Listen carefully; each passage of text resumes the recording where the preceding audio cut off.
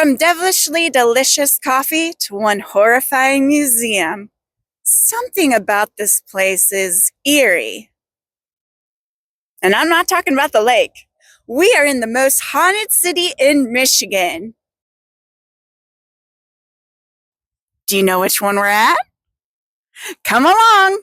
It's going to be a spooky time.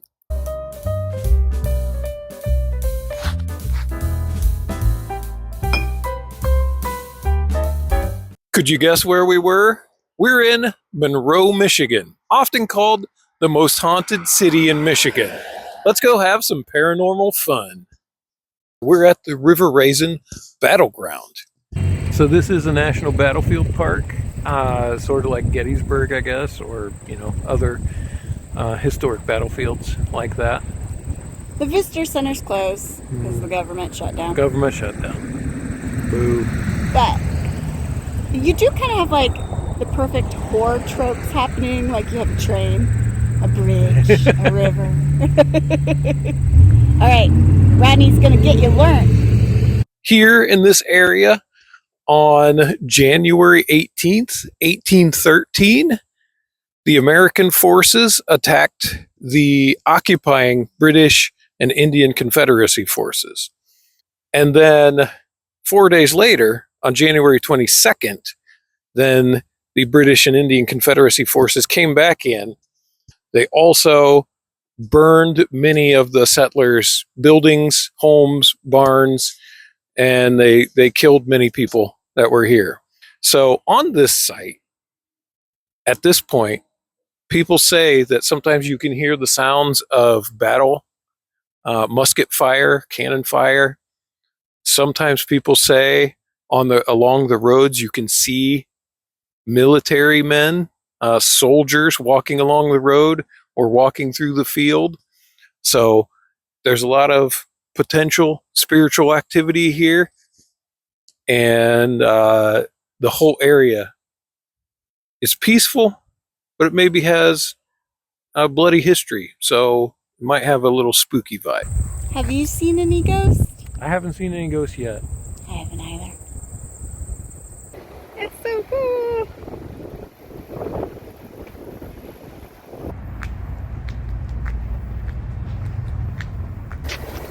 Okay, we left the battlefield. We didn't see any ghosts. Nope. But maybe there's some spooky things to find in town. I think we can find some spooky things. Let's do a little shopping.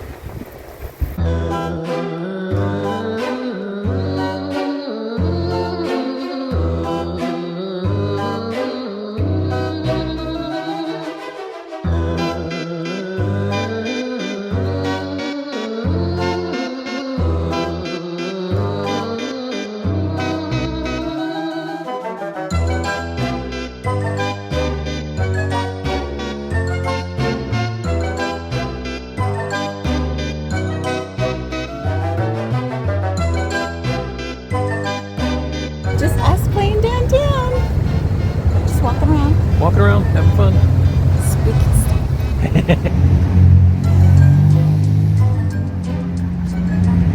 Where are we going, Rodney? Next, we're going to go to the Museum of Horror. Oh. Let's see how scary it is.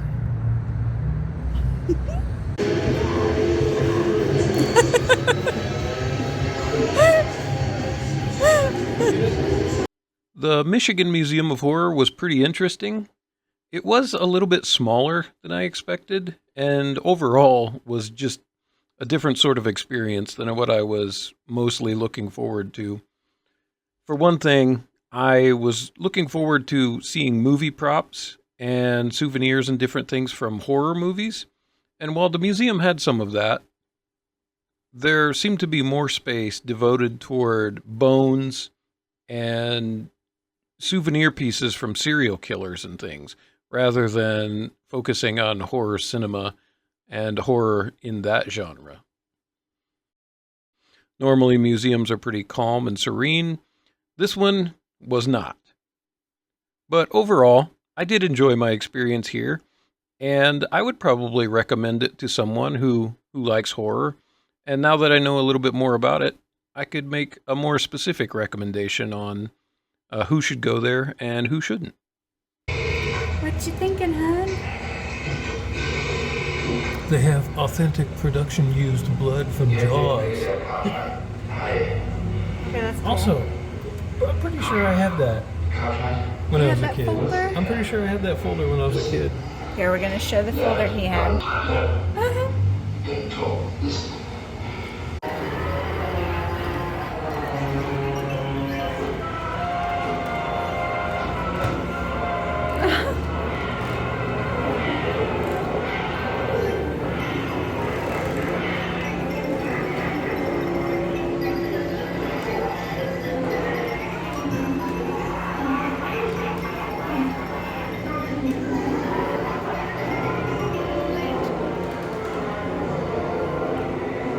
So the vibes are real here.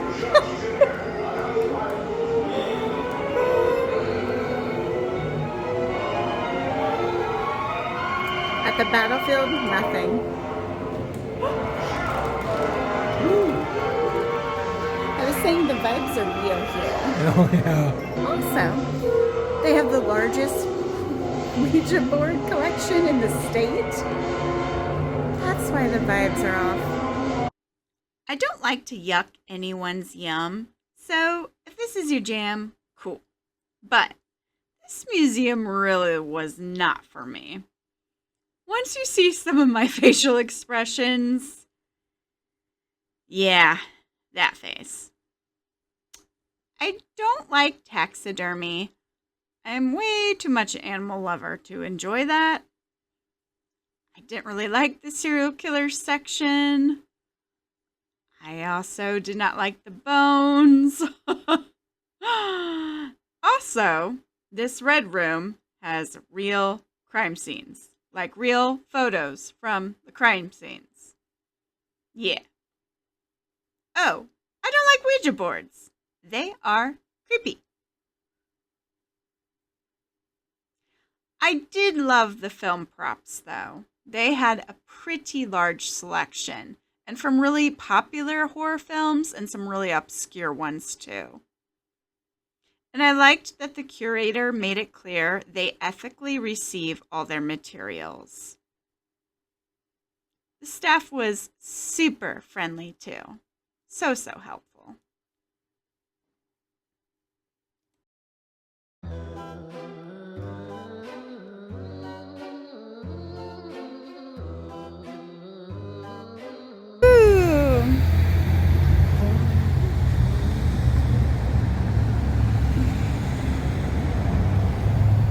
We're going to Nocturnal. It's a coffee shop and it looks so cute. Look how pretty it is. Oh, there you go, Nocturnal. Yes. So cute. I'm gonna get coffee. We're at Nocturnal. Jade and I both got their trapeze artist themed drink, which was part of their circus theme for September and October. I got the hot version, and she got the iced version. Both were pretty good, with a strong cinnamon sugar and honey flavor, a bit like a churro. Our next stop, as the sun was setting, was the Navarre-Anderson Trading Post and the Old Paper Mill School. The trading post was used in the late 1700s and early 1800s, and the building was used to store furs and as a trading post initially, but later it was turned into a residential house.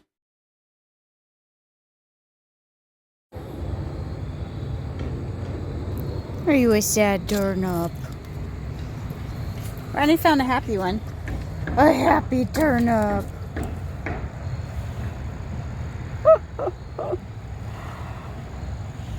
The main building at the Navarre-Anderson Trading Post dates back to 1789, and some claim it to be the oldest surviving wooden residential building in the state. The Old Paper Mill School served students for over 100 years, starting sometime around the 1850s and going into the 1960s. Look how pretty it is. This reminds me of what I used to play in when I was little. My creek wasn't this big, but it was still very fun. Oh, that's bigger than a creek.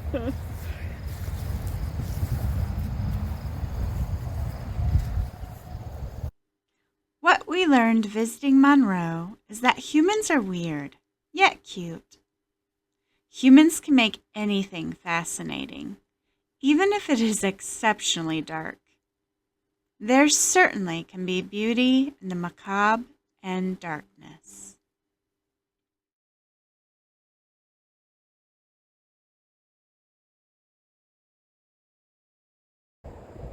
We're freezing. Making art for you. All for you. For you. Alright. Let's get spooky with it. Na na na na na na. Get spooky with it. Copyright. No. There's no music, just words.